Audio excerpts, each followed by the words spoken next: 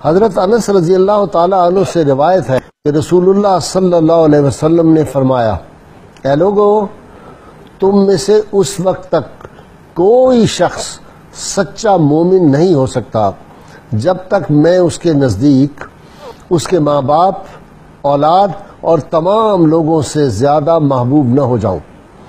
حضرت عبداللہ بن حشام رضی اللہ تعالیٰ عنہ روایت کرتے ہیں کہ ایک دفعہ ہم نبی کریم صلی اللہ علیہ وسلم کے ساتھ تھے اور آپ صلی اللہ علیہ وسلم نے حضرت عمر فاروق رضی اللہ تعالیٰ عنہ کا ہاتھ پکڑا ہوا تھا۔ حضرت عمر نے عرض کیا، یا رسول اللہ صلی اللہ علیہ وسلم، مجھے آپ اپنی جان کے علاوہ ہر چیز سے زیادہ محبوب ہیں اور ہر شخصیت سے زیادہ محبوب ہیں۔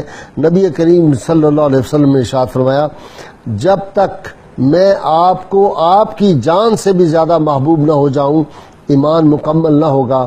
سیدنا عمر فاروق رضی اللہ تعالیٰ نے عرض کیا، اللہ کی قسم، اب آپ مجھے اپنی جان سے بھی زیادہ محبوب ہیں۔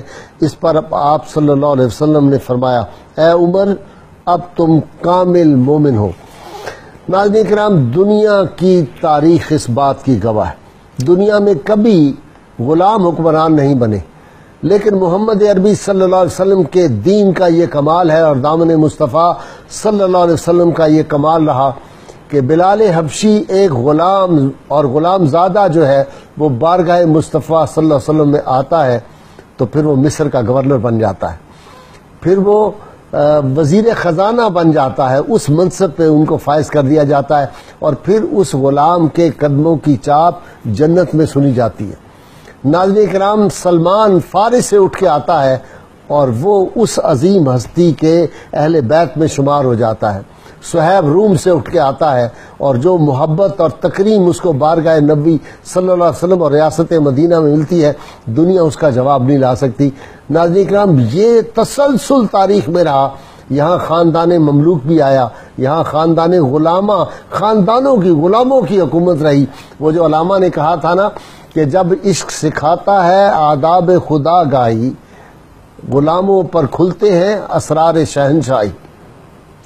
اور پنڈت ہری چند اختر مجھے یاد آ رہے ہیں کہ ایک کرب نے آدمی کا بول بالا کر دیا اور خاک کے ذروں کو ہم دوش سریا کر دیا، اور کس کی حکمت نے یتیموں کو کیا در یتیم اور غلاموں کو زمانے بھر کا مولا کر دیا۔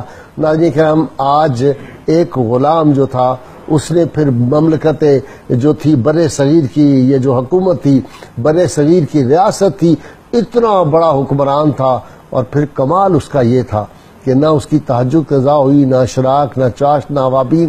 اور جب بر صغیر کی بہت عظیم روحانی شخصیت حضرت قطب الدین بختیار کاکی کا جنازہ پڑھا جانے لگا تو اعلان یہ ہوا کہ آپ کی وصیت ہے وہ میرا جنازہ پڑھائے گا جس کی کبھی جو غیر موقدہ سنتے بھی قضا نہ ہوئی ہوں۔ تو اس دن پتہ چلا کہ وہ شخصیت سلطان شمس الدین التمش رحمۃ اللہ علیہ کی تھی کہ جن کی کبھی کوئی نماز بھی قضا نہیں ہوئی۔ وہ کیسے حکمران تھے؟ سب کچھ اپنی ریاست کے لوگوں کے لیے قربان کر دیتے تھے۔ ان کی ریاست میں بادشاہ تو بھوکا رہ سکتا تھا، کوئی اس مملکت کا باشندہ بھوکا نہیں رہ سکتا۔ ناظرین کرام، پھر بد نصیبی ہوئی، ہمیں وہ حکمران پھر مل گئے، وہ قرآن کے حافظ ہوتے تھے، یہاں کسی کو قل ہو اللہ پڑھنی نہیں آتی تھی، یہاں لطیفے بن گئے لوگوں کے کہ فلاں وزیر قل ہو اللہ والا، فلاں انا آتا ہے نا کل کوثر والا۔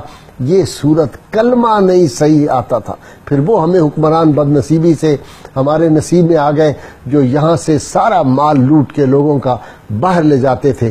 آج سلطان شمس الدین التمش رحمۃ اللہ علیہ کے حوالے سے ہم نے گفتگو کرنی ہے، ایک عظیم ایسا حکمران جو بیک وقت حکمران بھی تھا اور اللہ کا کامل ولی بھی تھا۔